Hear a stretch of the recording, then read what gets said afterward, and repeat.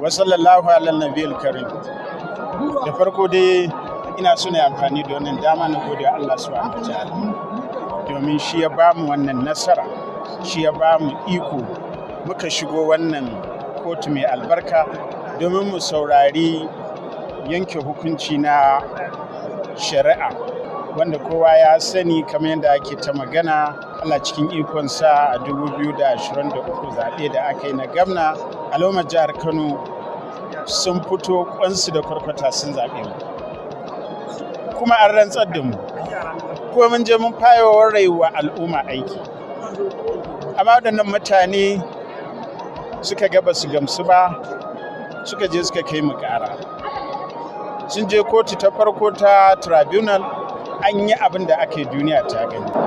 Sun je kotu ta biyu, sun je mun ga ba mu gamsu ba, mun tafi kotu ta biyu, mun ɗaukaka ƙara.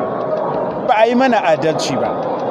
Muka ga cewa gwanda mu je kotun kolin nan da ake faɗa, domin muna da yaƙini in Allah ya yarda muka je kotun koli za mu samu adalci.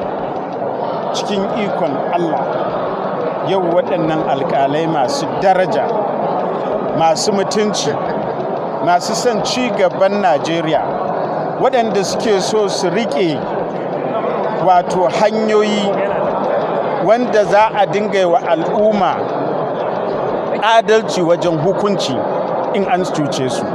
Kuna da ji abin da suka faɗa. Gaba ɗayansu su biyar sun yi Allah wadai da zaluncin da aka yi mana a kotun farko, sun yi Allah wadai da zaluncin da aka yi mana a kotu ta biyu, sun yi Allah wadai da rashin duba ƙa'idoji da ya kamata a duba. Kuma a ƙarshe ma har suna yin gargaɗi ga ƙananan alƙalai da cewa su ji tsoron Allah, su kuma fito su dinga yin abin da ya kamata domin kada su ci gaba da lalata martaba da mutuncin kotu a Najeriya. So da haka muna cike da farin ciki, muna murna, muna kuma yin godiya ta musamman ga waɗannan alƙalai. Allah Ubangiji ya ƙara musu ƙarfi na yin adalci ga al'umma na wannan ƙasa ta. Kano ta ɗau zafi a yanzu, me za ka yi ka sauke ta yadda kowane ɗan Kano da ɗan NPP da APC da wanda baya siyasa ma zai ɗauka shi ɗan Kano ne kuma zai tinkaho da kai. Dole ta ɗau Kano ta ɗau zafi domin al'umma sun shiga wani hali mawuyaci. Al'umma sun fito sun zaɓi abin da suke so. Al'umma sun yadda, suka shiga firgici saboda abin da ya faru. Wannan yanayi da kake ji kake faɗa Kano ta shiga yanayi ne na murna, yanayi ne na godiya ga Allah subhanahu wata'ala ya amsa addu'o'insu. Saboda haka ba yanayi ne na rigingimu ko na fitintunu ba, yanayi ne na murna. Kuma ina so na yi amfani da wannan dama na ƙara gode musu al'ummar jihar Kano, ƙoƙarin da suka yi mana da nuna mana goyon baya da addu'o'in nan. Yau wata 7 al'ummar jihar Kano da ma sauran magoya baya a faɗin Najeriya da ƙasashen duniya suna yi mana addu'o'i. Yau addu'o'insu Allah ya karɓa. So da haka wannan yanayi da kake gani ba ma a Kano ba ne, in ka fita Abuja ma da sauran guri haka za ka gani. Aka rungumi abokan adawa ka. Za ka rungumi abokan adawa. Ai na sha faɗa. Wani abubuwa da aka yi abu ya wuce. Mu Democrats ne, mutane ne masu son ci gaban al'umma, kuma a haka muka tsaya. Saboda haka da wannan yanke hukunci da kotun koli ta yi a yau, nake kira ga dukkan 'yan adawa,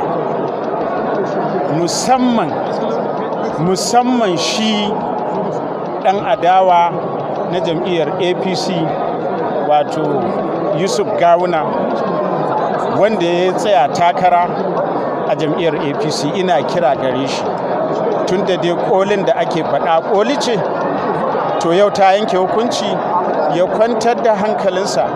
Muna kiransa da magoya bayansa su zo a haɗa kai a ci gaba da yi wa al'ummar jihar Kano aiki ta yadda yake Kano za ta dawo sabuwa fil daga kwali kuma ta yanda za mu yi ƙoƙari na mu tabbatar da cewa in Allah ya yarda mun haɗa kan al'ummar jihar Kano. Amma a ƙarshe dole ne na yi godiya ta musamman na ɗaya da waɗannan alƙalai da na faɗa, na biyu ga shugabannin jam'iyyarmu na NNPP na ƙasa da kuma na jiha da na ƙananan hukumomi da na mazaɓu baki ɗaya. Na biyu ina so na yi amfani da wannan dama mu gore wa jagora sanata Rabi Musa Kwankwaso so da irin ƙoƙarin da ya yi da kuma gudunmawa da yake bamu. Na uku ina so na yi amfani da wannan dama na gode wa shugaban ƙasar Najeriya mai girma Bola Ahmed Tinubu GCFR da mataimakinsa Kashim Shatima.